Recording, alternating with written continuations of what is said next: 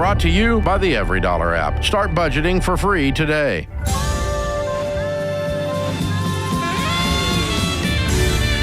From Ramsey Network, this is The Ramsey Show, where we help people build wealth, do work that they love, and create amazing relationships. I'm George Kamel, joined by my co-host and co-host of the Smart Money Happy Hour. Rachel Cruze is here, and we're taking your calls at 888-825-5225. You call us, and we're going to have a good time and help you take the right next step with your life and your money. That is our guarantee. Andrew is calling up first in St. Louis. What's going on, Andrew? How can we help today?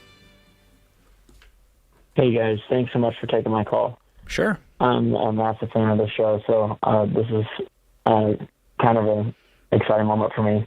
So my question is, I'm 20 years old. I had an emergency surgery about a year ago, and now I have $43,000 in medical debt that I have no idea what to do with, and so I'm needing some guidance on that. Goodness gracious. Oh, man. Did your insurance didn't cover any portion of it? I don't have and didn't have insurance at the time. Okay. So no, there's no insurance. Did you tell them you were cash pay? Because usually you'll get a real steep discount. I didn't even mention that because at the time it was a all in one day thing. It happened so quick, and then at the time I didn't even know how much it was going to cost. And then when I got the figure, I was so dumbfounded. I just didn't even know what to do with it. So I just been sitting on it. How long ago was that? It's been almost a year. I think we're just shy of a month now of it being a full year. Have you made any payments? No. Okay. Mm-hmm. Have they sent it to collections? Yes, I think they sent part of it to collections. I haven't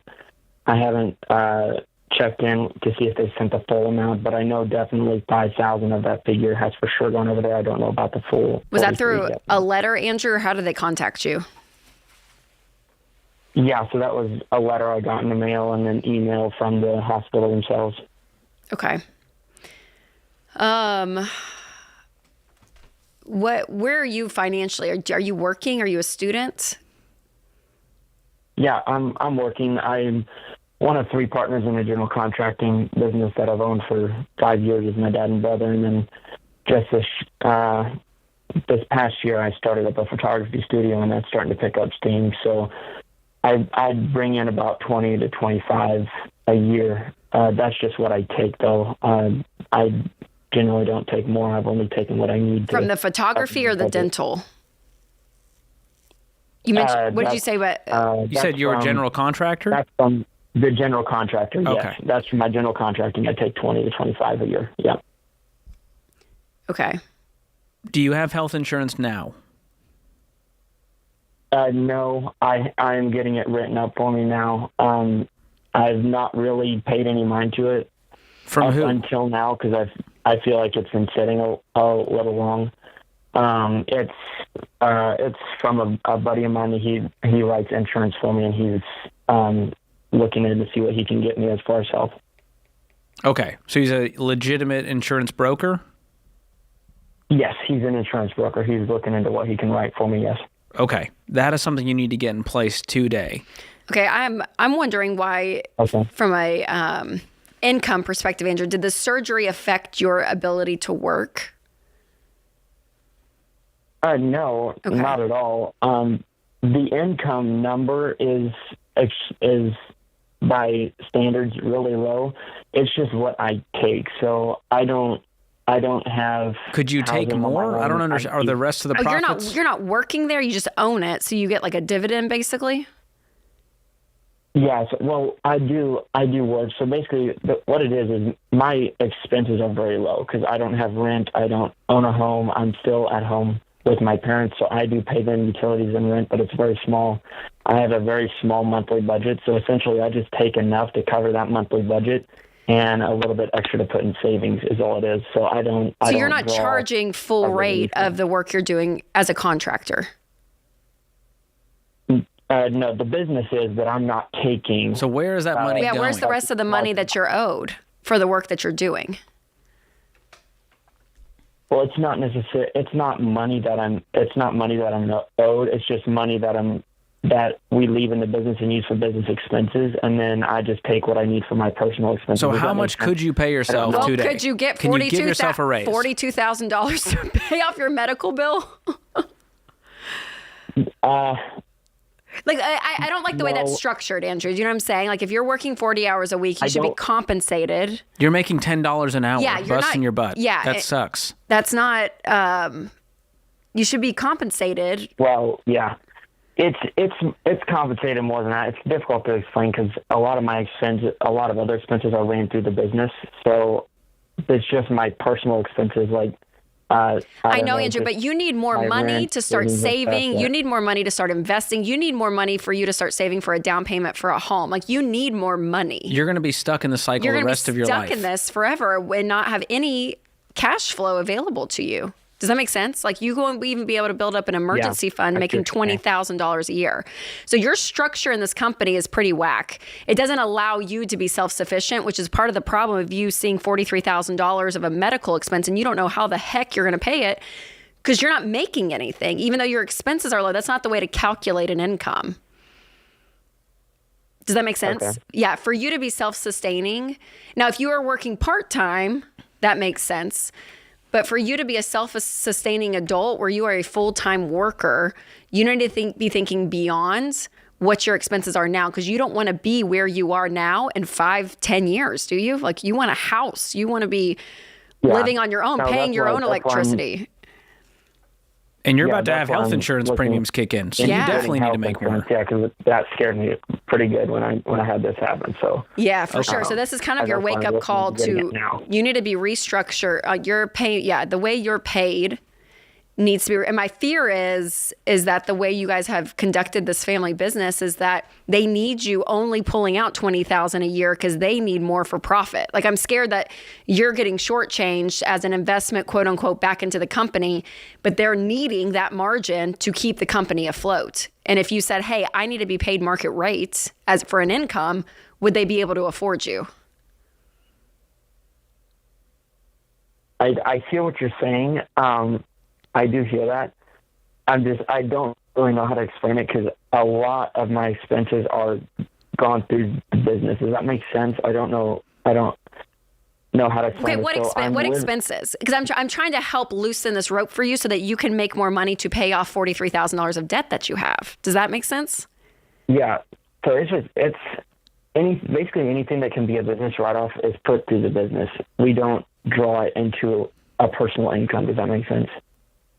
Okay. But your food, your grocery, and I know you live at home. It's just it's a very tangled way to do life right now, Andrew. So from a money perspective, I want you to hear that. I understand you guys are trying to do all these loopholes so you don't have to pay taxes, but you're getting screwed in the process, Andrew. You have no money. You're on the poverty line. You have no money, and you're living with your parents, and you're expected to be paying $43,000 of a medical debt. So something needs to be restructured for you to make more money. You have to, Andrew. These bills are coming. Yeah. So I need you to feel the gravity of that. This is an adult decision, and the business is going to have to be making some different decisions for you, or you're going to have to leave the business and go get a job. Yeah. To pay this debt.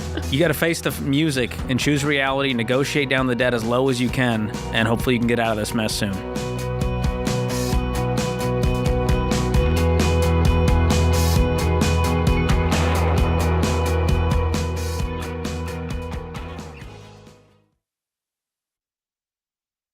Statistics show that half of Americans don't have enough life insurance, or they don't have any at all. I don't understand this, John. Why don't people want to take care of their family? They think they're going to die or something? Well, I used to be one of those guys. I didn't even think about it. And one of my buddies said, hey, the only reason to not have life insurance is if you hate your wife and kids. And I immediately went and got term life insurance. That's a gut punch. And you're telling me, and for decades, Dave, I've sat across people who've lost a spouse. They've lost somebody important to them. Me too. And they don't know what to do next. Me too. You're going to have a crisis here. And, you got two options while you're sitting and talking to a young widow. She's concerned about how she's going to invest all this money properly and not mess this up, or she's concerned how she's going to eat tomorrow. That's exactly These are the right. two options. And take care of your dadgum family, man. Term life insurance can replace income, pay off debts, cover funeral expenses, so your family can actually have the opportunity to just be sad. Yeah. To just miss you. That's exactly what it's supposed to be. It's saying I love you to your family. Term life insurance. Jeff Zander and the team at Zander Insurance makes it easy and affordable. I've used them personally for 25 years. They're the only people I trust. Go to Zander.com or call 800-356-4282.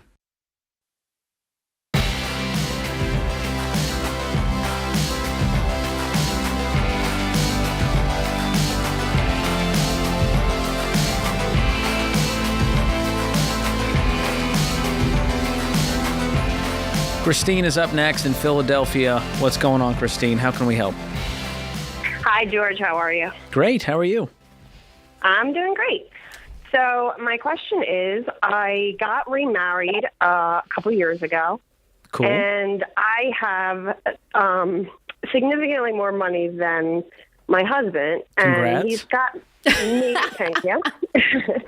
He's got maybe like $15,000 worth of credit card and student loan debt that I kind of offered to help with, and he was like, no, I want to do it. I'm just wondering if I should like push that, or if I should just help him in other ways, like with like budgeting, or like just yes, to get him on the path to do it himself. All of as it. a man, he wants to How do much it money do you have liquid? Like, could you write a check today and be done with all the debt and still have plenty of money left over? Yes. Okay. It sounds like this is a pride thing for him of like, no, I took out this debt. I made the mess. Let me clean it up as the man.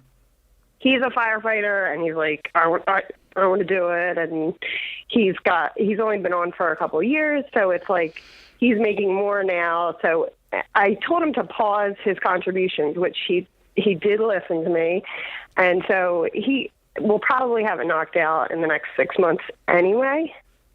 Okay. But yeah, I think for me, because yeah, like you said, the debt will be paid off, and it's not going to be even an issue, here in a few months.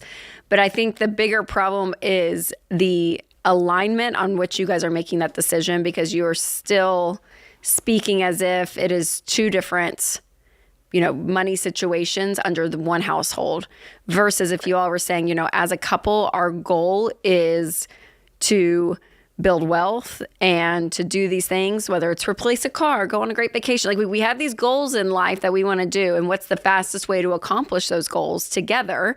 And the fastest would be to get out of debt ASAP and start working towards those goals together. So, but that's more of a holistic viewpoint that we see this situation as us, not just him and you, right? So that's it. I mean, the debt's going to go away, but my fear is that this mindset still stays, and it'll take you guys longer to win financially and miss so many opportunities to continue to build a level of connection and intimacy as a couple, and to say, hey, we are one in every aspect of our lives, including this one. And so it just kind of stunts that if you continue with this mindset. so how would, I guess from my side and from his, like how would I've been working, and I don't know how you hit right on that, but you did. And because it is like a struggle for me, because I feel like I've worked really hard and sacrificed, and I don't even have a college degree. I just am a really hard worker, and I don't buy things that I shouldn't. Yeah. So how do I approach it with him? Yeah. I mean, approach it with him. I feel like I bother him when I'm overly like, oh, we need to be budgety, and he's like, all you want to talk about is money. And Totally. Yeah. So I think you can appreciate, and George, you can probably speak into this too with you and Whitney, you can appreciate opposites. Like Winston, my husband, is like, hey, look at this Excel sheet for the next 7 years. And I'm like, I don't really even want to look at that, even though I talk about money every day of my life. He's more into that stuff. George loves a budget. Whitney's a little bit more of a free spirit. So she likes to know there is a spreadsheet. She doesn't want to actually look at it. Yeah, there you go. So you guys are going to have different personalities, but don't let that stop you guys as seeing yourselves as a team when it comes to your money and seeing yourselves as one. So yeah, I think if you go to him, to your point, and you're like, we need a budget tonight, I'm just so excited, I want a budget, he's gonna be like, oh, Christine, oh my gosh, like, geez, you know what I mean? Like, make kind of roll. I think you guys need a dream date and cast some vision. Yeah, but I think it's more of like, it's just the mindset of, you know, it's not about the budget. It's not about the debt. It's us together as a couple. I want to do this life together. And part of that is like sharing the responsibility money-wise, like that.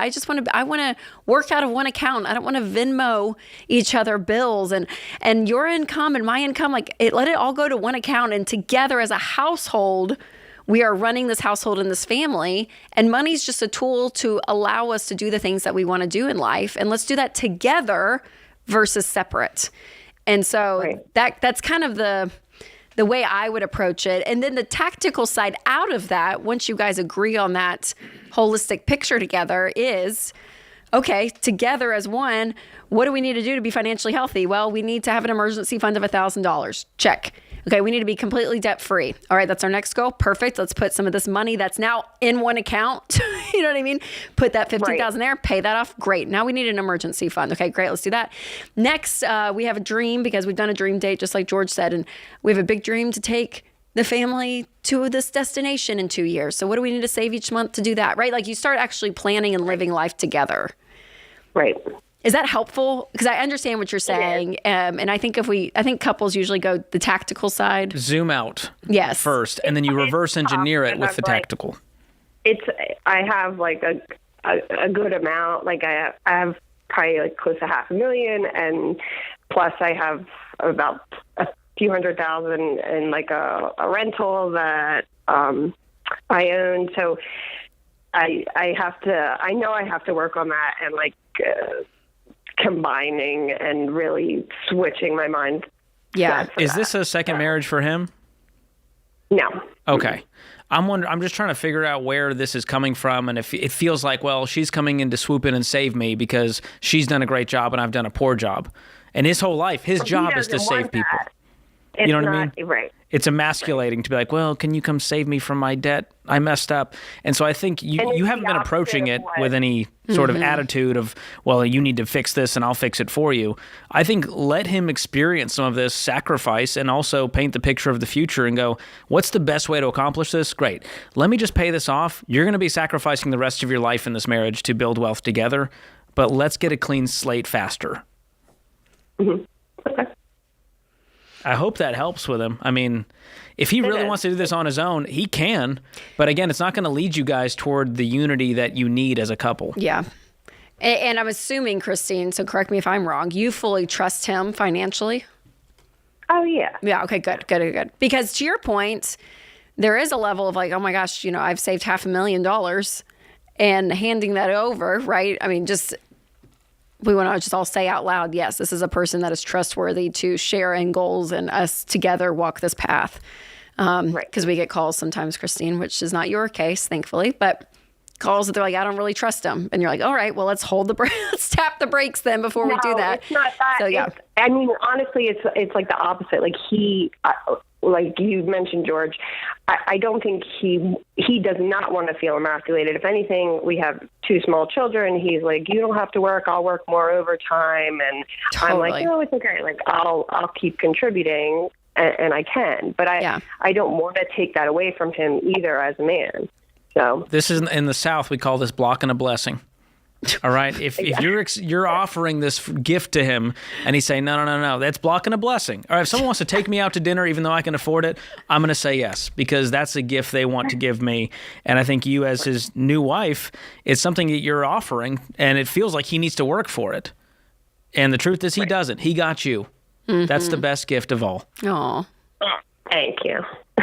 So maybe he'll listen to this call and he'll be tracking. Yeah, and it doesn't make you less of a man or a woman. I understand for guys, it's a totally different perspective. I think, you know, there's differences in men and women when it comes to how we relate and see and view money. But that's the problem too, is I think we've related so much of our money, either our mistakes or our successes, with who we are as a person. And that's just not the truth. So whether he made a lot of mistakes with money or didn't make a lot, or you were really great with money or you weren't great with money. Like, regardless, it doesn't matter. It doesn't affect who you are as a person. And you guys married because you loved the person.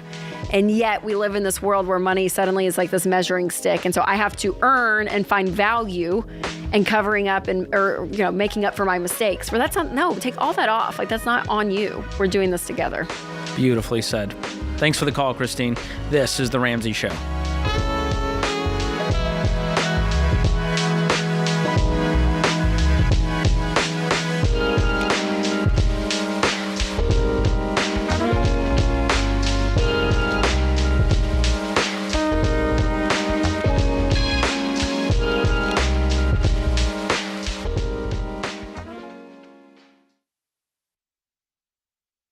Hey guys, I'm Jade Warshaw, and I want to talk to you for a second about student loan refinancing.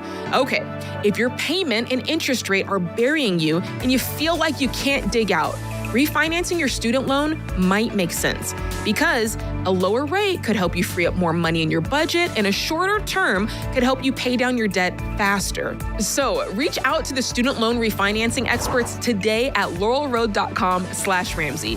There, you'll find helpful resources like a student loan rate table, a refinancing calculator, and other tools. Plus, you can get an initial rate in just a few minutes. Laurel Road offers low, competitive rates starting under 5%. You can even get your interest rate lower if you sign up for autopay. If your situation is more complex, though, sign up for a free 30-minute consultation with one of their student loan refinancing experts to get your tough questions answered. Listen, not everybody should refinance their student loan, so make sure you run the numbers, but for some people, it's the right move. Learn more at laurelroad.com/Ramsey to find out more about their student loan refinancing. That's laurelroad.com/Ramsey.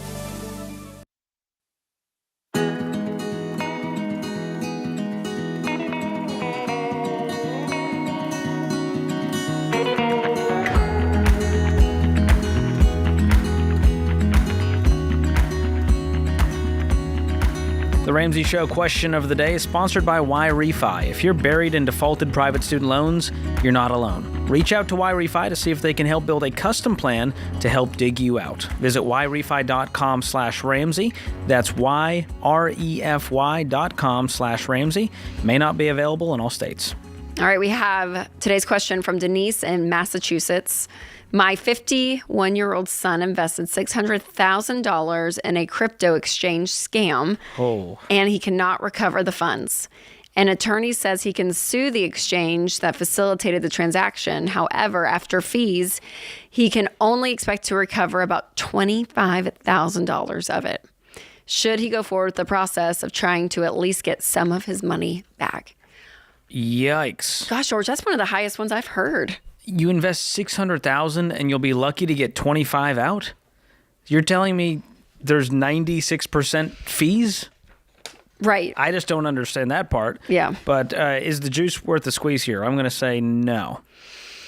Because, I mean, the attorney's going to cost money. I don't know if that I assume that includes attorney fees. We don't know.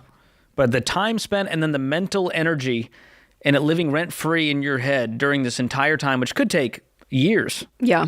To go through with this, I don't think it's worth it. This is what we would call stupid tax on steroids. Well, $600,000? If you were going to get potentially $600,000 back, I'd say, yeah, let's fight it. Yeah. But to get a 4% return on this, I don't think it's worth it. I would try to rebuild as best as he can. I mean, if he was able to amass $600,000 liquid to invest, I hope he does well for himself and he can try to rebuild. Could you imagine? I don't know that I mean, that would this would take years of. This would make me sick. I would take that the money you're going to put into this and just go to therapy. Honestly, that's really what I would do because you experienced a trauma that no one should experience here, and it's one of the reasons I am not a fan of the world of cryptocurrency. Yeah, not crypto itself, just the world is rife with scams and fraud. So much scams, yes, so many, and you can't tell what's what and what's real, and is the exchange going to go down and. Oh, that's brutal. But I personally, I don't think I'd go through with it for $25,000. You can go make $25,000 for the time you would have spent fighting it. Yeah. Yeah. And then, like you said, if you have to pay attorney's fees on top of it. ends up being Could get real pricey. Yep. Oh, yeah. Okay, stay away from scams and don't invest a lot of your world into crypto. Yeah. That's just one man's Do you have any desire at all? Because, your baby step 7, I mean, like if you had $1 million in a high yield savings account, George. Would I put any of it into crypto? Yeah. I think it hurts my soul to lose money, and there's too much downside. It's not worth the upside. You're like, I would just rather put everything in an index fund. Just now, knowing what I know, would I bought some Bitcoin 10 years ago? Absolutely. Right. Wouldn't we all buy into a company stock that we knew was going to blow up? Right. Sure. I would have bought Uber 15 years ago. Totally. So, not Peloton, though. Remember we looked that up? Yeah, Peloton. Oh, my goodness. It skyrocketed, with the pandemic in 2021, and then it just flatlined back down. And so just goes to show you, even the things trends, that seem like it's a brand that will be around forever. Yeah. And then you see Crocs exploding, and you're like, okay, what is happening? What is going on in the world? What's happening in the world? But no, I have no desire. I'm not angry about it. It's not like a staunch principle that I'm anti. Yeah. I would just rather put that into an index fund and call it a day. Lower my potential upside. Yeah, it's good. It's good. One man's take. All right, Tim is in Newark, New Jersey. Tim, welcome to the Ramsey Show. Hi, guys. What's going on? Nothing much. My question for you guys would be, so I make $850 a month in a career that I'm trying to pursue, like long term. Should I quit or stick it out because of the fact that it's like kind of a career I'm still trying to pursue? I think you're being generous calling this a career. What is this? So it's door-to-door sales for solar panels. I knock on, door-to-door. Yep. And why are you only making $850? I think it's just because my skill isn't there yet. But you're telling me this is what you want to be doing? What do you want to be doing in long term? Something in like business, long term. Like, and I thought that this would be like a good stepping stone, because of like, your faith. I've heard that door to door is like the hardest, so that would be like a good starting point, I think. I mean, essentially, yes, door-to-door sales is very difficult. I think the craft of that and the world that we live in has changed. I think 20 years ago was actually like a pretty profitable way to make some money. Nowadays, I don't think that is. I think there's way better ways for you to make more money and still learn sales and make more than $850. How are you eating, Tim? How are you living, paying bills and stuff? I live at home, so my rent is nothing, even though like I've offered it. I use my parents' car for getting around. I pay for gas, but like I don't like a lot of expenses are not there. How old are you? Which allows me to do this. I'm 23. Okay. Did you go to school? Yeah, so I graduated with a 4-year degree. In what? From a pretty reputable college, Homeland Security. Well, you have a degree in Homeland Security? Yeah. What was the goal with in that? my senior year? So I originally went to college for kinesiology, for physical therapy, but then I failed out of it. So I moved to Homeland Security, and like studied computers and computer science. But so why aren't you working in like cybersecurity, making 6 figures? That industry is booming. From everything I heard, like in my senior year of college, I figured that like it would make more sense to go into sales, but that's kind of like I'm not entirely sure what's like, life experience kind of just like meets reality sort of thing. Okay, well, I think basic facts are your friends here. Going, okay, I'm making $850 a month. The average starting salary. That's what you can make less than that doing Instacart. You know what I mean? Yeah. I mean, more than that doing Instacart. I don't know who told you that sales was the answer. Yes, sales is a great skill to have.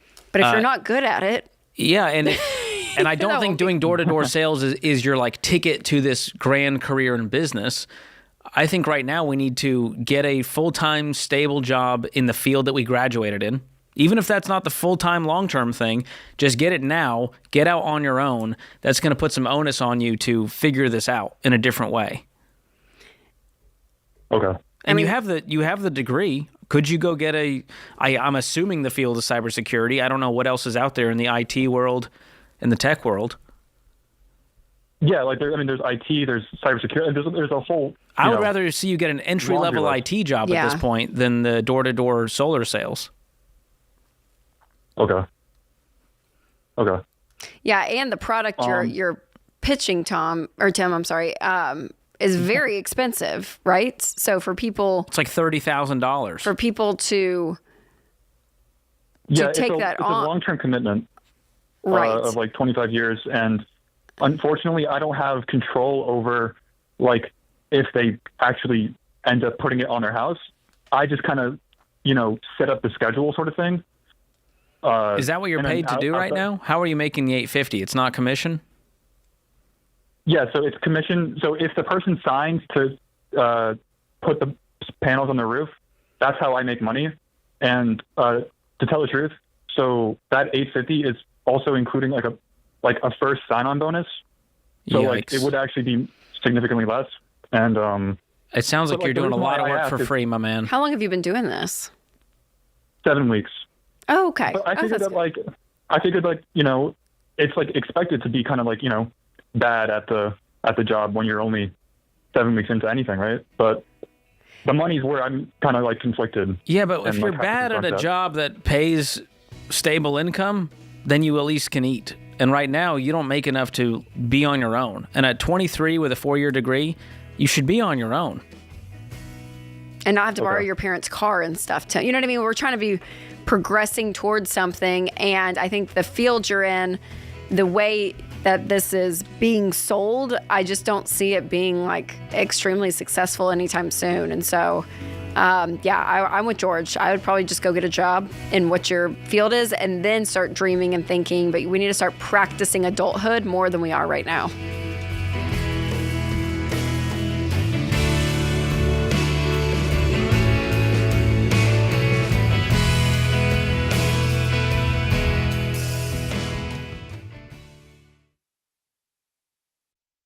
Hey, technology has changed a lot in the last 30 years. Now the hot topic is AI, and I understand that it might seem intimidating. But if you use AI the right way, it's just another tool to help you work smarter and faster, like a calculator or a cordless drill. So if you run a business, you'd better get on board with it before you get left behind. And NetSuite by Oracle offers AI-powered tools that help small businesses improve efficiency and make smarter decisions by bringing all their major business processes into one platform. That way there's one source of truth for the real-time data you need to take advantage of opportunities. Then you can forecast better, scale more efficiently, and streamline those manual tasks that take too long. So join the more than 41,000 businesses, including Ramsey Solutions, that rely on NetSuite to help tackle some of their biggest challenges. And right now you can download the CFO's Guide to AI and Machine Learning at netsuite.com/Ramsey. That's free at netsuite.com/Ramsey.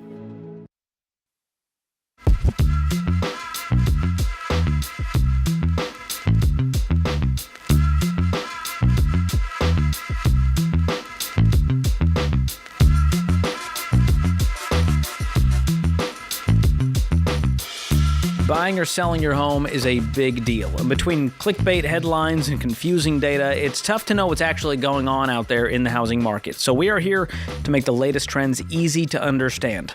So median home prices went up slightly last month to $430,000, and more homes are on the market, nearly 1 million, which is the highest since 2019. But in many areas, it's still not enough to meet the buyer demand. Average 15-year fixed rate rose to 5.9% last month. It's still under 6%. I don't know if that's still the case at this very moment. I just saw rates for 30-year went up to just over 7%. So if you're financially ready, a small rate increase shouldn't hold you back. If it went up 0.2%, that's not the difference maker. So if you want to learn more about the housing market trends and get free tools to help you buy or sell with confidence, head to RamseySolutions.com/market or click the link in the show notes if you're listening on YouTube or podcast. Zach is up next in Nashville, Tennessee, right down the road. What's going on, Zach? Hi, how are you? Great, how are you? I'm doing good. What's your question? Yes, so I'm 22 years old. I'm currently making about $30,000 to $90,000 a month, and I am trying to figure out when to make the jump into real estate because that's kind of where I want to take my end goal. Wow. Wow, Zach, we just talked to a caller who makes $850 a month. Yeah, can you spare some change for our friends? Yeah, I did hear What that, are you yeah. doing to make $30,000 to $90,000 a month? What? So, primarily day trading, specifically the futures market. Okay, how did you learn about this, and are you using a platform? How does this all work? Yes. So I've been practicing for about 3 or 4 years now, and then I decided to. My initial investment was $3,000 into an evaluation for a few prop firms. Yep. And essentially, you use their capital, and then you normally get to keep anywhere from 70 to 90% of the profits that you make. And so I did that back in October, and I was able to pay my student loans off by doing it. Good. And I got a major in finance from Lipscomb. I graduated in December, and so I kind of decided that if I'm going to go all in on this, I might as well do it now and see where it took me. And how long have you been doing this? So with the live funded accounts, since February or March. Okay, which is using your own money. No, so it's just the firms primarily at this point in time. So here's the question. If you're so good at this, why not use your own money? Yes. So a lot of the times right now, I don't have $150,000 that I want to invest in it. And I'm well aware of the risks. And if someone else is going to take on the risk for me, I was raised a Ramsey kid. So, the less risk and the more success, then that's kind of where I was going with it. Okay. So what happens if you make a bad trade? You get kicked out of these prop firms, right? Yes. So there are systems in place to where essentially I have certain drawdowns that I can hit. And a lot of times with every single trade I take, I normally try and move the stop loss, which automatically sells me out of the market to break even. And so at that point, it's I don't want to say it's impossible to lose money by any means whatsoever. But a bad day would be me breaking even or only losing about $1,000 or $2,000. Okay. How much money do you have now that is liquid? About $50,000. What are you doing with the rest of this money? So I had to pay off my student loans because I paid for my own college. Okay. And then I'm been in the process of trying to move just somewhere else in Nashville. So that's taken up a little portion of it because it was the first month, last month, and that whole thing.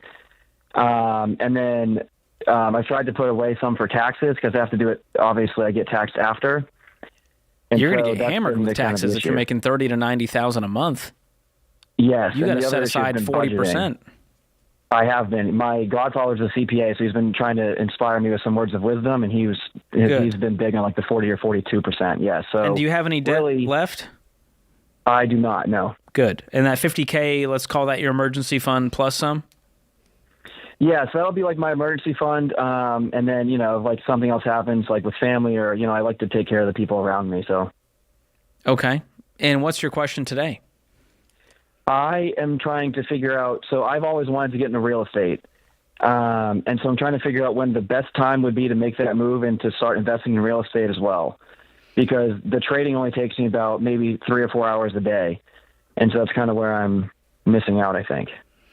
And by real estate, for you to own properties for investment, for you to flip and make a spread primarily for investing, and then I would try and do fix and flips when I have the time. Okay, so you're wanting to buy and hold and put renters in is what you're thinking. Oh, absolutely, yes. Okay. And obviously, Middle Tennessee, it's not cheap right now, so I was kind of wondering the best way to go with that. Yeah, for sure. Yeah, well, with real estate, we always say if you're going to go beyond your primary residence, you want to do it with cash. And so being able to buy... So should I own a home first? Well, ideally, yes, to have a primary residence before you go and start doing investment real estate, yes.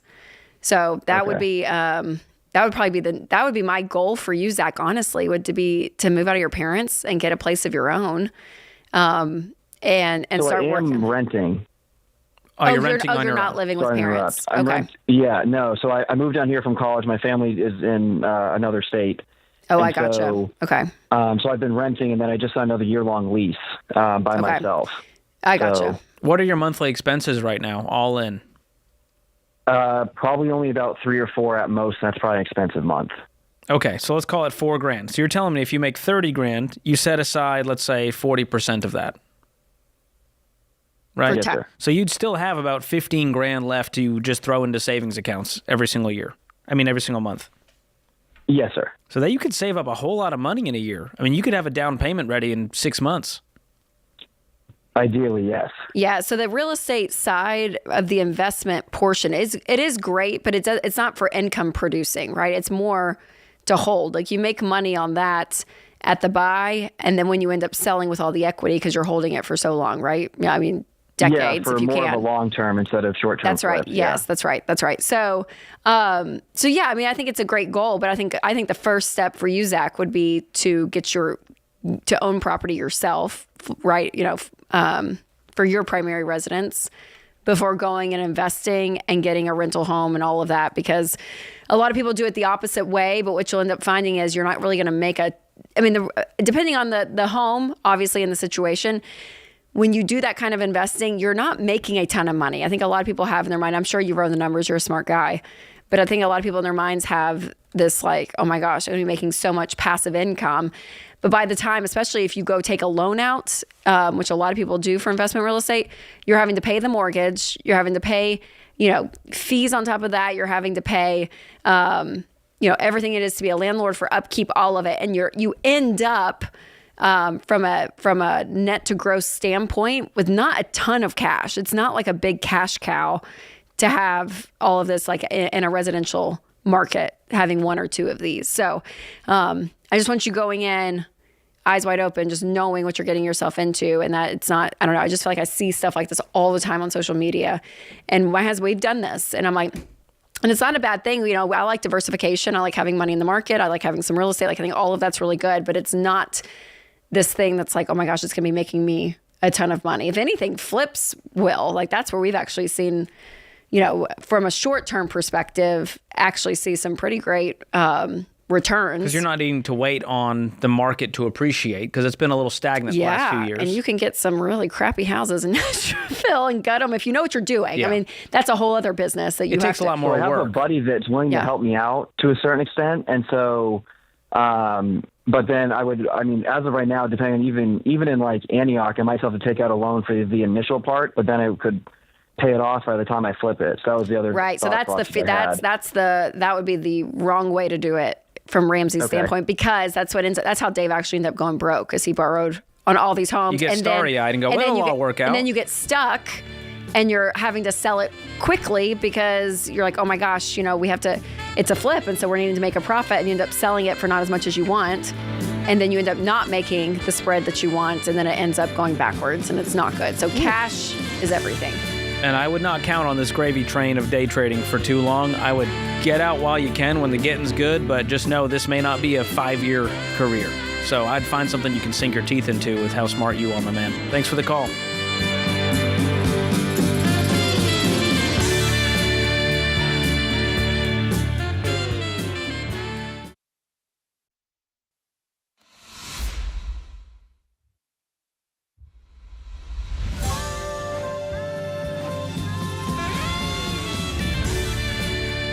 From the Ramsey Network, this is The Ramsey Show, where we help people build wealth, do work that they love, and create amazing relationships.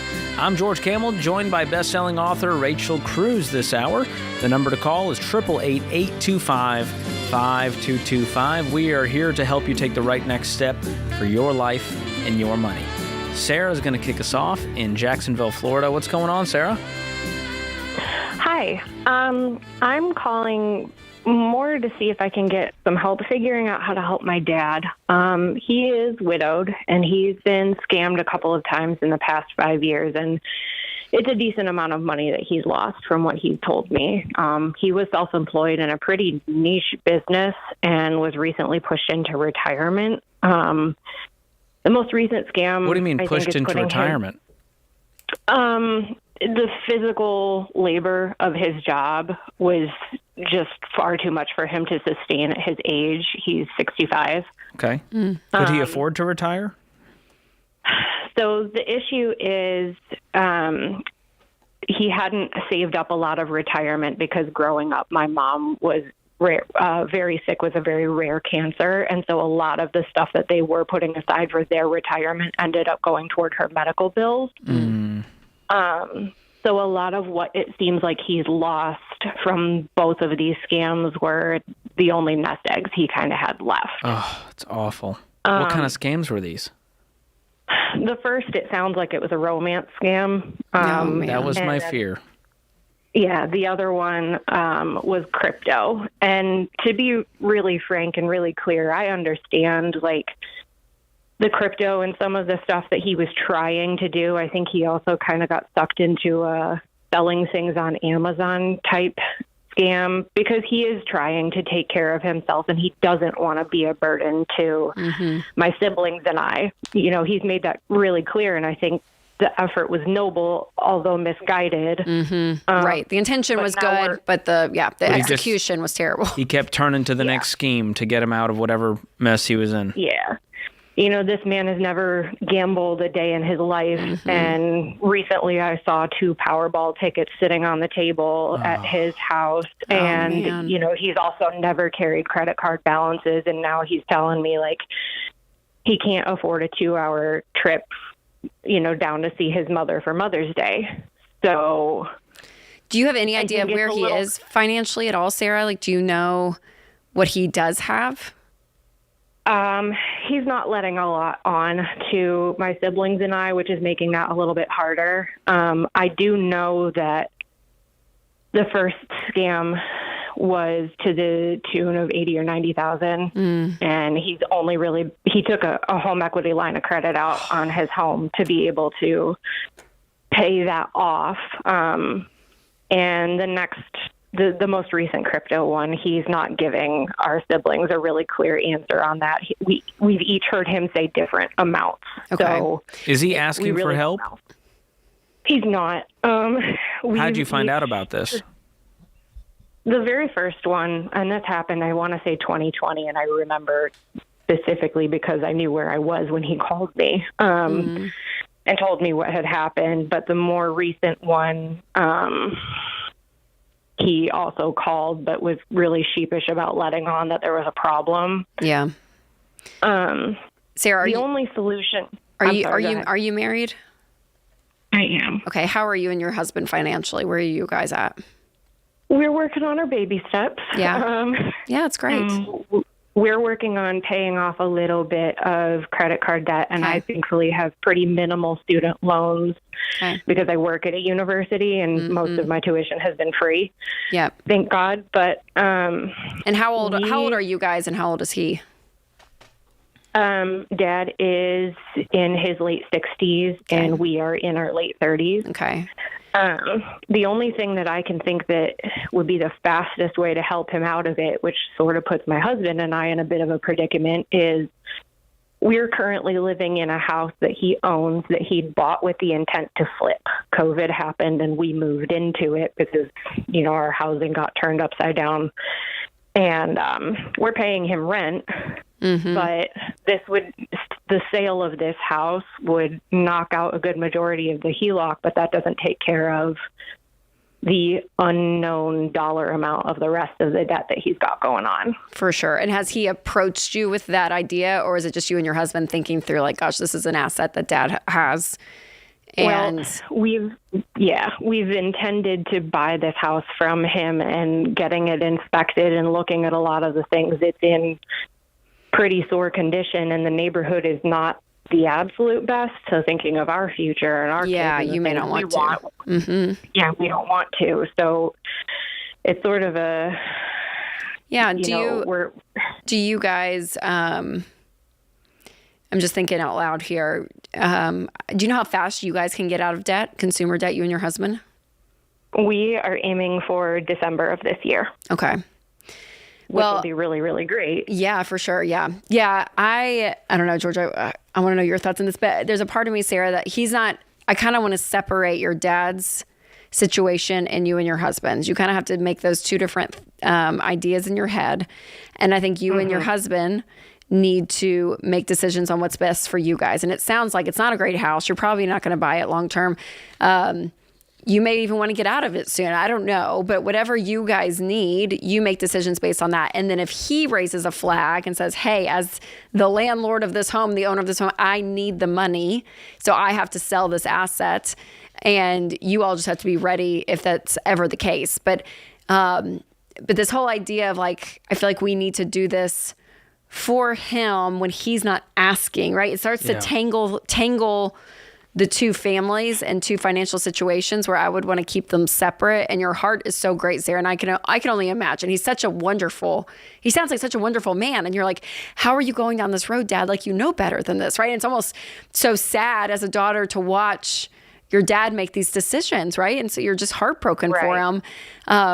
But also it's hard because you can't help people who aren't asking for help either. So, so I understand that you guys see a way out for him to a degree of this home and everything. And that's very generous. And maybe that's in your spirit. And you're like, hey, we do want to offer this as an idea to him. And if you want to do that, that's great.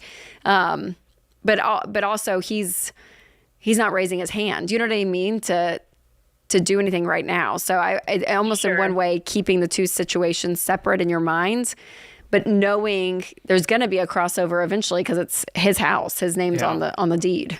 And unless he's willing and open, it's going to be hard to help him. It's like trying to help a brick wall. You're not going to get very far. So, I mean, if he's willing to freeze his credit, cut up the cards, remove all these accounts, just remove anything in the path that could cause him to cause further damage would be what I would do for my own dad. Yeah. And if he called the show, Sarah, and he was telling us this, we probably would say sell the house and get your financial house, right? I mean, that probably would be our advice to him, but he's not asking. Do you know what I'm like?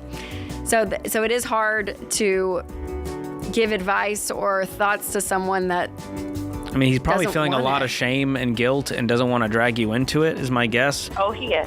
But if you can get him to open up and say, listen, Dad, I'm not here to judge, shame. We just want to help.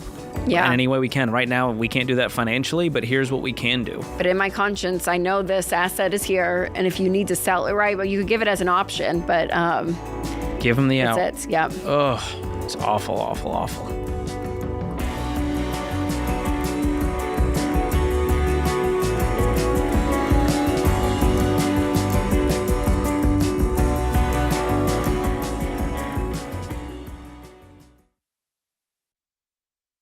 Ever look at your phone bill and feel like you're trying to decode a top secret message? $17.42 for advanced signal optimization. What even is that? Well, luckily, Boost Mobile keeps it simple. Just $25 a month for unlimited talk, text, and data with no contracts, absolutely zero nonsense, and a price that's guaranteed forever. Plus, Boost backs it up with a 30-day money-back guarantee, so you can try it without feeling trapped. Go to boostmobile.com/Ramsey to make the switch today. That's boostmobile.com/Ramsey. Restrictions apply. See boostmobile.com/Ramsey for details.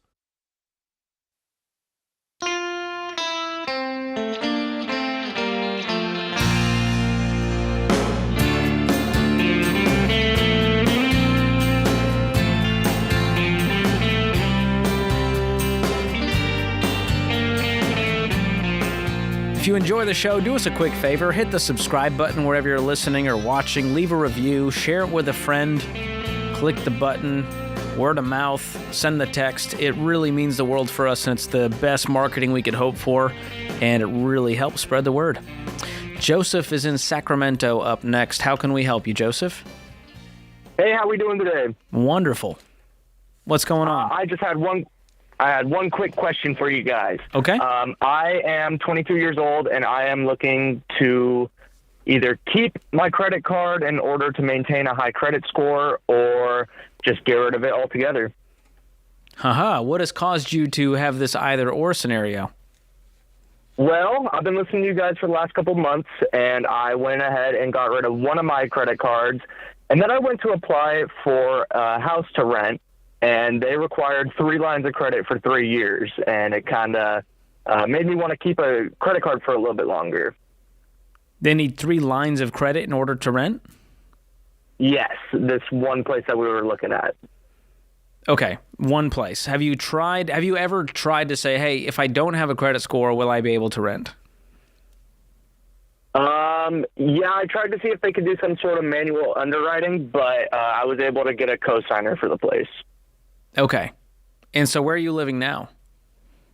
I'm renting right now for pretty cheap, and I am moving to the place that I was talking about in about a month. Okay. So once you're there, are you asking, should I maintain it beyond that? Yes. And for what purpose at that point? Just to maintain a high credit score and keep it for business purposes. As in to take out debt for a business? Just to make transactions and to keep all my business expenses in one area. But what I'm trying to get at is that credit score is just saying, hey, lenders, you can trust me with debt. That's all it does. So you can make all the business transactions you want without a credit score and without a credit card. So what I'm trying to poke at is to see what is the real reason you want to keep this credit score? Because I think it's beyond just making renting an apartment easy. Right. Well, it might help me take out small debt and personal loans to help grow my business. Aha. Okay, this is where I wholeheartedly disagree with that strategy. I believe that you can and should grow and run a business completely debt-free just using cash and business debit cards. Okay. So that's where we What business do you have, Joseph? It's landscaping. Okay, good for you. That's great. And you've done it so far, all cash, no debt? Yes. Okay, so what is stopping you from growing at the speed of cash at this point? Do you make enough profit to reinvest in the business, buy new equipment, make new hires, all of that? Is that your goal? Yes, I do. Currently, I do not have any employees, and I've downsized my business to just me to keep things simple. What is your end goal with the business? My end goal is to grow and have employees, but finding the right employees can be challenging. Okay, so it's really a hiring problem. It's not a debt or credit score problem. Yes, but I would like to, have, because you guys say that having no credit history and score, it makes things a little bit more challenging to well, in what way? Like, tell me, if you're going to get a car, we'd tell you to pay cash for a reasonable used car. If you're going to buy a piece of equipment, I would say the same. Yes, and I've done that my whole life. But I was just thinking, if I want to buy a house in the future, would it be easier for them to look at a credit score or do the manual underwriting?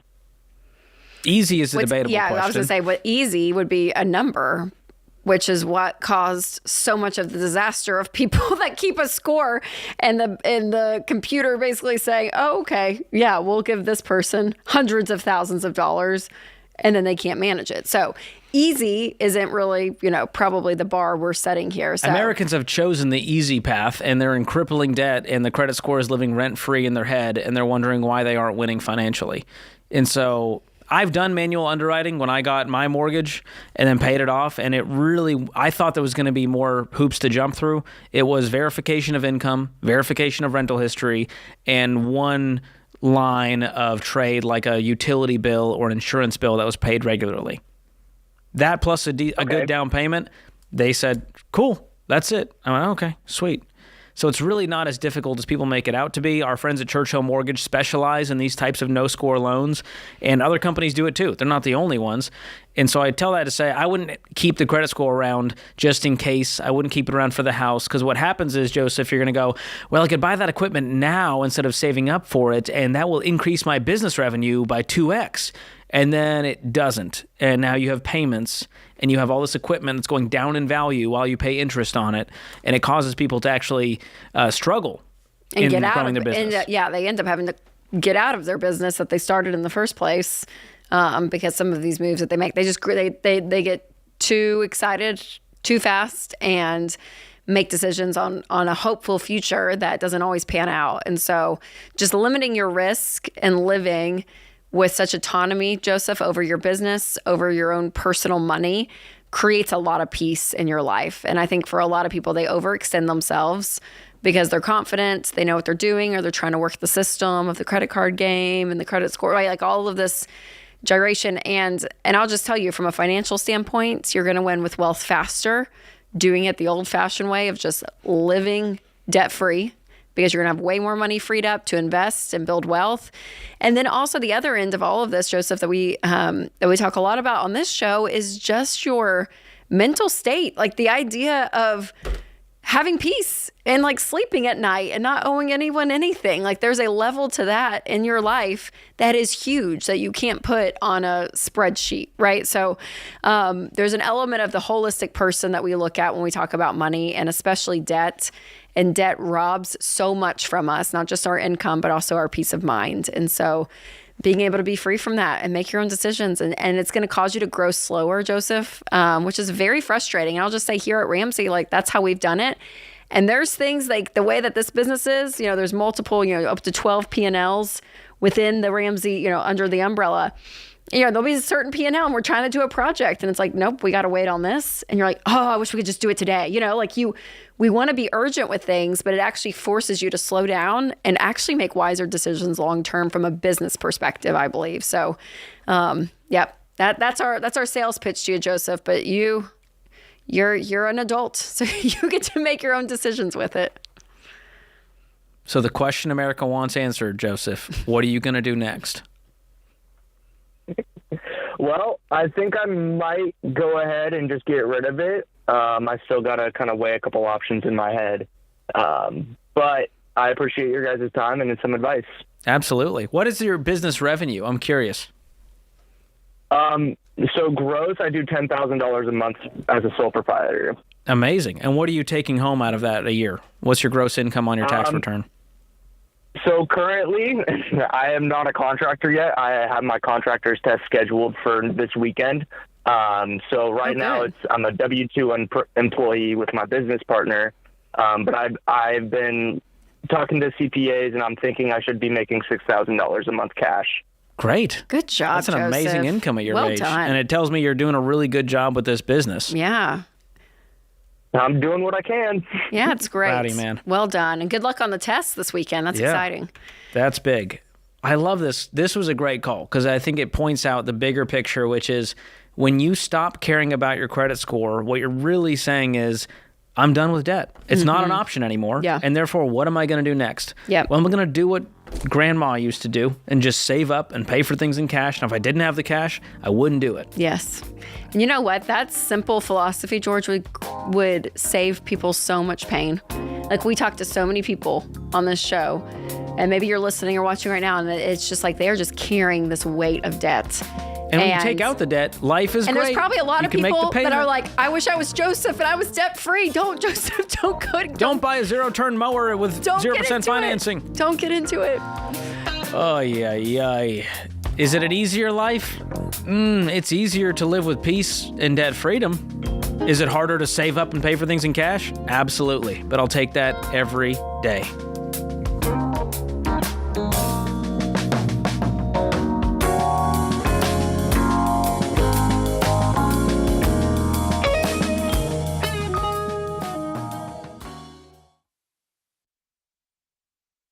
This show is sponsored by BetterHelp. More and more people are becoming aware of the need for mental and emotional health resources. But so many of those same people still say they avoid getting therapy due to the fear of judgment. I know because I've personally been there. And I've sat with tons of hurting people over the years, and a lot of them are scared to get help. Listen, when people won't get help, it doesn't just affect them. It impacts their families, their workplaces, and their entire communities. The world is better when people are healthy and whole. The world is better when you are healthy and whole. So if you're thinking about trying therapy, let's go through that fear of judgment and contact my friends at BetterHelp. BetterHelp is 100% online therapy, so it's affordable and convenient for your schedule. BetterHelp has a network of more than 30,000 licensed therapists with a wide range of specialties. And BetterHelp has over 10 years experience matching people with just the right therapist. So to get started, just fill out a short online survey and they'll match you up with a licensed therapist. And if it's not the right fit, you can switch therapists at any time, and switching is easy and it costs no extra money. Listen, we're all better with help. Visit BetterHelp.com/Ramsey Radio to get 10% off your first month. That's BetterHelp, HELP.com/Ramsey Radio.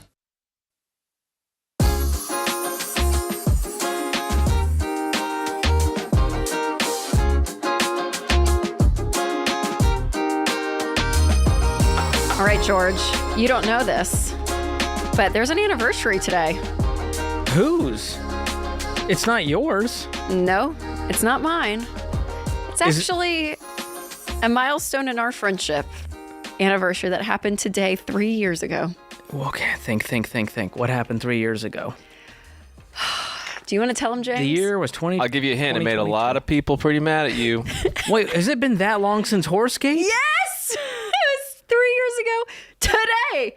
And we're hosting together. Can you believe That's that? really special. So And George... shout out to Kate. Katie. Katie and her horse. Katie started all of this 3 years ago. Katie called, for those of you that don't know. A lot of people do know this because it was a very popular call. Not in a good way, popular. You make it sound, it was infamous, I think is the right word. Katie called. She's a horse girl. We all know about horse girls, right? They're very obsessive about their horses. They love their horses. And their horses, they will keep their horses even if it doesn't make financial sense. Even if it causes them financial ruin. So poor Katie was really not in a good spot. And we're wrapping up the call. The music's coming on. The segment's ending. And George is like, Katie, you got to sell your horse. You got to sell the horse. That horse doesn't even know your name, Katie. Sell the horse. And I was... Not a great impression of me, but... flabbergasted. Rachel's face was the best part. I was like, because you represented what everyone was feeling in America. The horse with a doesn't heart. even know your name. And I thought, George Kamel. Well, to be fair, I said, Katie, I know this. Would you be willing to sell the horse? It was worth like $20,000, she told me. And she said, well, I've had it for 11 years and it's like I said, Katie, the horse doesn't even know your name. Sell the... And then we go to break. And so we had to come back and do some damage control. I know. And but anyways. we ended up becoming friends with Katie. She was very sweet. She actually ended up coming to a live event. In Indiana, we got to meet her in person. Anyways, it's an infamous call. And a lot of the people that follow the show closely, they know the call well, and they talk about George telling her to sell Third the horse. anniversary of Horsegate. Yeah, so didn't think that was something that Horsegate happened 3 years ago. So anyways, thought I'd bring that up to you. I had not realized over 1,000 days had gone by. I need a sign. Like 1,000 days has gone by since George was super mean. Super mean to Katie. Yeah. Poor Katie. I hope she's debt free by now. We got to check in with her. Where are they now? Should. I'll send her a message and she'll give me an update. Yeah. But goodness gracious, thank you for that. Mm-hmm. Shall we get to the news of the day? Yeah, let's do it. Okay. Yeah. This is a recent article from Yahoo. Liam Payne of One Direction died without a will, leaving a $32 million estate. Whew. Wow. Okay, so we've heard about celebrities dying without a will. Prince famously died without a will. And now his former partner, Cheryl Tweedy, who's also the mother of his son, has been named one of the administrators Not of of Prince's, of Liam's. Yes. Yeah. Good point to make. So along with Cheryl, there's also a music industry lawyer, Richard Mark Bray, was named as another administrator.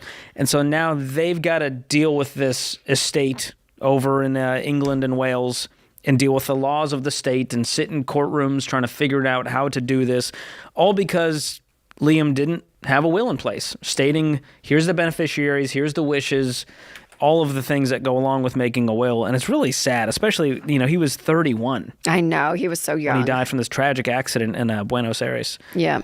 Ooh, it's a good reminder to everyone out there, whether you have $32 million or $32 to your name, you need a will. Yes. Wills are not for a certain level of wealth. No. And yeah, get a state-specific will. They're inexpensive. It takes a little bit of time, but just fill it out and talk about it.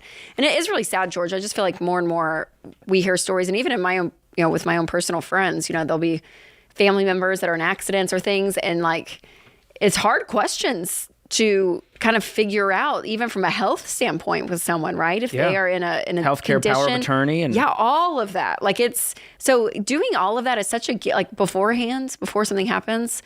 That is such a gift to your family. It really is, because the decisions are made. They're not having to sit and battle in court and pick through everything and think through everything. Like, it's all laid out. It's all there. And it is the responsible thing. It's part of being an adult and taking care of it. So life insurance, a will, like all of these things are very, very important. It's not a baby step. It's a get the will done today. Mm-hmm. And so this is one of those areas as well where people think it's too heavy to deal with. Like, I don't want to have these heavy questions, heavy conversations. So what I'll do is leave it for my grieving family to deal with on top of the loss, they now have to deal with this. And so it's really important to get done. And I did it online. We have a great partner, Mama Bear Legal Forms. You can head to RamseySolutions.com/will. And there's no lawyer fees, no fancy offices. You can just knock it out all online. Yes. With attorneys that are built by attorneys, but without the price tag. So it's super inexpensive. It'll take you a little bit of time to answer these questions, but then it spits out the document. It's pretty fast. And you have it in place. Yep. So great reminder to everyone out there. Get this done today. Let this be the wake-up call. Oh, okay. Moving on to Anthony in Chicago. Anthony, welcome to the Ramsey Show. How can we help?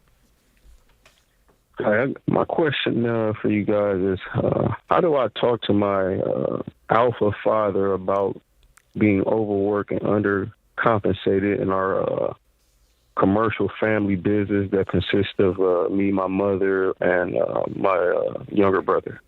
Wow. What kind of business is it? This is a child care business.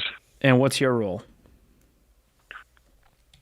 Sometimes I struggle with even that question. I know I do pretty much everything. Everything. The teacher, manager role, accounting work, maintenance. And what do you get paid? Right now I'm getting paid $28 hour. We have a pretty good center. Pretty much maxed out. It's just I've been working here. I really gave my whole entire life to this, and I feel as if like I'm living my parents' life and not really fulfilling anything in my life. I have a child even of my own now. And are you done with this business? Would you want to just go do something else? Or do you want to stay in the business, but you feel like you should have more ownership and more compensation? I definitely feel like I should have more ownership and compensation. And I've been in it so long that I feel like it'd be better for me to stay in it. But at the rate of how my peace and how it's affecting my mental, it's like I'm at a wit's end. I don't really know what to do. That's kind of what I'm calling you guys. Yeah. Are you at the end of your rope because of the family dynamics are exhausting, the hours you're working are exhausting, the type of work you're doing is exhausting? What's like creating that gap for you? It's really the type of work that I'm doing on top of the respect.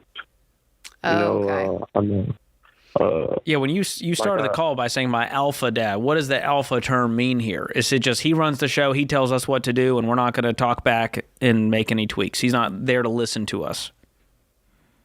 Yeah, pretty much that. Okay, that's a sign of just poor leadership. If it wasn't your dad, you would say, man, this is a toxic boss. Man, literally, if it wasn't, I feel like if me and my brother weren't working, I don't understand how it would.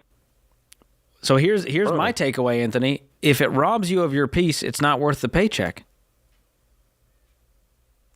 It's that simple. I think we need to have a conversation with Dad and say you're done, because he's not going to change. It sounds like he's made that clear. Right. And no amount of money is going to make this better. Yeah, how old are you, Anthony? 33 years old. Okay. Yeah, I mean, I would sit down probably with him, which would be very scary. It sounds like it's not going to be a fun conversation. No, it won't be. But I think as a man, for you to say, I don't know what has to change for you, Anthony, for you to be in a better spot. And I don't know if that's, hey, this is what I need in this work environment for me to stay, or if there's nothing you need and you really just don't even want to stay, then I would give a notice and give a hefty notice to say, hey, I'll work another 90 days here, so I don't leave you guys in a pinch. But my time here is done. But I think giving some of that, having some of those conversations sooner than later is very respectful, because it is a family business and you want to leave really, really well. But unless there's a conversation about this is what has to change for me to stay, that's one conversation. Or Anthony, if you're thinking, there's nothing that would change, so I want to stay here, then I would have the conversation, the exit, which is so hard. That's what makes family business so sticky, is it's so intertwined, and it sometimes can hurt the relationship.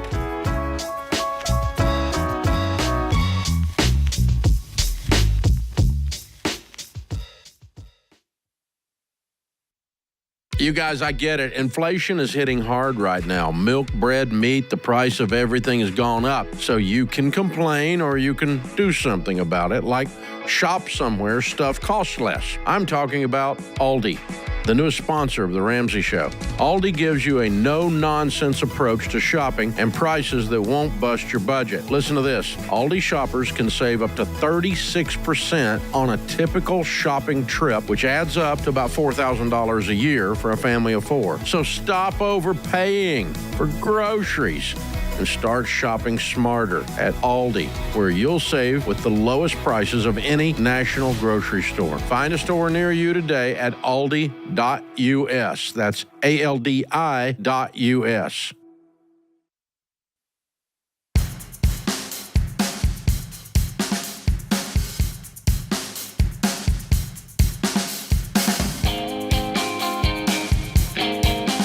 If you're tired of living paycheck to paycheck, you're wondering where your money's going, your first step is getting on a budget. And our team is hosting a free budgeting training this month where you'll learn step-by-step how to make and stick to a budget using every dollar. Plus, you'll get your biggest budgeting questions answered in a live Q&A. So go sign up. Spots are limited and it's completely free. Go to everydollar.com/webinar. Adam is in Atlanta up next. What's going on, Adam? Hi there. How you doing? Great. How can we help? Hey. Yeah, so I'm calling. I am a disabled veteran. I have a spinal cord injury and a debilitating rare disease. So sorry. Because of this, I have appreciate it. I have a 1-year-old and a wife, and I want to build wealth for our family. So I'm calling to ask for advice on how I could do that with a debilitating condition. Oh my gosh, Adam. I guess is the debilitating condition, like physically, are you able to sit at a desk? Are you able to do any kind of work at all that's not physical, or is that almost nearly impossible? Sure. I can explain as best I can. So it's a rare disease that most similar to multiple sclerosis.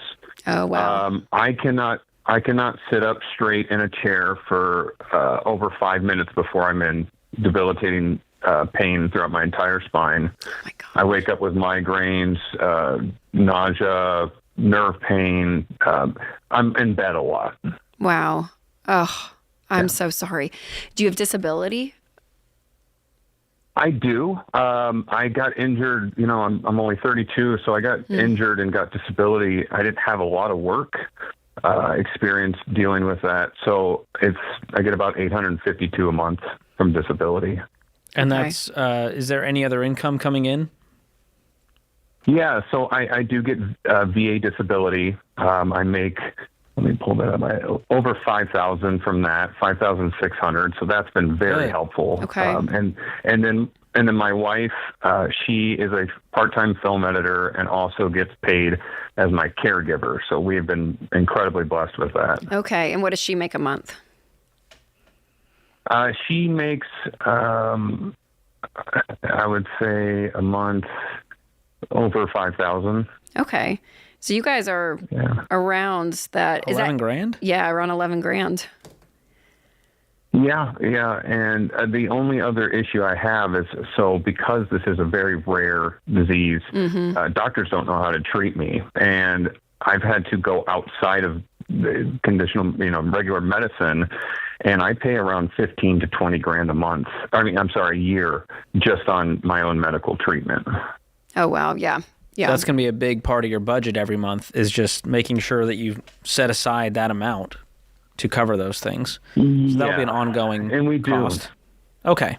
And your question is, how can I build wealth? Yeah, and so, and there's one more thing to explain. Again, another blessing of ours is I got into the Tunnels to Towers program as a disabled veteran, and they bought us land and are building us a property, so we don't have to buy our own property, which is, God's been, even though I'm very sick, God's been blessing us incredibly. Wow. So I'm trying to put away as much as I can. Yeah, I'm sorry, go ahead. Yeah, no, I was going to say, there's a lot of upside to this for you guys, to your point, and being in such a tragic situation.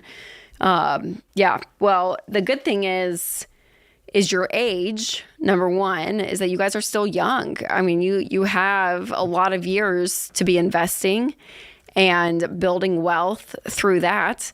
And it may, look different. It may be one of those things, unless your wife chooses, to go more full time or chooses a different career path and starts making more money, that you guys would probably have a somewhat consistent income for a while, right? I mean, nothing really is probably going to change majorly unless I'm missing something. And I guess she would be the only factor that if she decided to change something, that could cause an increase in income. But even for that, and even with your medical, the fact that you could, if you guys just even invested, I know you pulled up the calculator, George, but just, even $1,000 a month or whatever it looks like, that does build wealth long term. Yeah. We always say that your greatest wealth building tool is your income. And even though you're not working, you guys have a great income. And so that's the key, is how much of that can we live off of versus invest? And so do you guys have any debt right now? No, we don't. Great. And you have an emergency fund saved? Yeah, $40,000. Amazing. So, I'm crunching the numbers here. What's that? I was going to say, we also have another $20,000 that we've saved just for real estate, or we're just not sure. Yeah. You could max out 2 Roth IRAs. Now, VA disability income is an earned income, but because your wife has earned income, you can invest up to that amount. So the max is $7,000 in both of those Roth IRAs, and you can do the spousal Roth IRA. So you could do that and max out at $14,000 for the year. Just kind of kickstart this. Do you guys have anything saved in retirement so far? Yeah, actually. So we're in Vanguard, and we have a personal advisor. We have about $150,000 in assets in Vanguard. Just a taxable brokerage account, non-retirement, or? I have a Roth traditional and just a brokerage account for my wife and I. Great. Well, I can just show you with some numbers and stats what will happen. If you guys are 32, you got $150,000 saved already, and let's say you invest $1,500 a month. That's less than 15% of your income from what you shared. But let's say you invested $1,500 total per month at a 10% rate of return from 32 to 62, you'd have over $6 million. Oh, wow. And even more conservatively, 8%, still $3.8 million by 62. Oh, okay. So really, the key is you guys are building these habits now. Just keep it up. Be consistent. Keep putting money into the market when the market's down, when the market's up, when you have a good month, a bad month. Just keep investing no matter what, and you're going to be just fine as far as the wealth goes. So that'll allow you to focus on Adam and focus on, raising your 1-year-old and being present for your wife. And that's really the beauty of building wealth. It's not to just stack up cash. It's to create that impact, to leave a legacy, and to stop letting money problems live in your head rent-free. Yeah, and with that, Adam, I think that does give you guys some cushion, especially with your health stuff, that, if you look up in 2 years and there's some treatment, that costs a lot, you guys could pause it for a bit if you needed some extra cash, right, to go and get that done. So it gives you a lot of margin and flexibility, but I think that consistency of investing for you guys is going to be your key. That's what's going to cause you guys to build wealth long term. But gosh, I'm so sorry. I'm so sorry about all the health stuff you guys are going through. I know that takes such a toll. I hope and pray that there's just healthcare and tech advancements in the future. And so over the next few years and decades, maybe there will be a treatment that can get you back to more mobility and less pain. Yeah, I'm hoping so. But I'm always hopeful. But otherwise, I just keep pushing forward. So. Yeah, well, thank you for your service, Adam. Yeah, absolutely. And, what a sacrifice. Yeah, but you and your family, you guys sound, incredible. And that's it. I think it's, it's not exciting, right? We've had some calls about crypto and they ended up being scams and people lose money. There's all these shiny things out there. Could make more. Yeah, all this stuff. But it's man, just investing $1,500 a month. What that could get you from 32 to 62. It's wild. That's pretty crazy. This is compound growth at its finest. Because if you look at the contributions of this, it's a little over $500,000 contributed over those 30 years. The growth alone was $3.2 million. It's crazy. So when people go, well, I can't save $1 million, I'm going, you don't have to save $1 million. You need to kickstart the compound growth process where your money makes more money. And it starts when you're young, and you just keep it going and keep it going. So what we found is most people's retirement accounts, 80 to 90% of the balance is compound growth. Only 10 to 20% was the money they put into it. So that's very encouraging for me, and it should be for you, that you don't need to make $1 bajillion. You don't need to put away $1 million. You need to put away money now today, tomorrow, whatever you have, whatever you can, make it a little until you can do more, and that's going to build wealth over time. Yeah, that's right. And we always talk about investing 15% of your income into retirement. That's what this is. So that 15% is huge. And then once you pay off your home and you guys are on baby step 7, that's when you're able to up a lot of this too. Yeah, is that you can keep continuing to build that wealth, which is amazing. So thank you, Adam, for the call. Appreciate that. That puts this hour of The Ramsey Show in the books.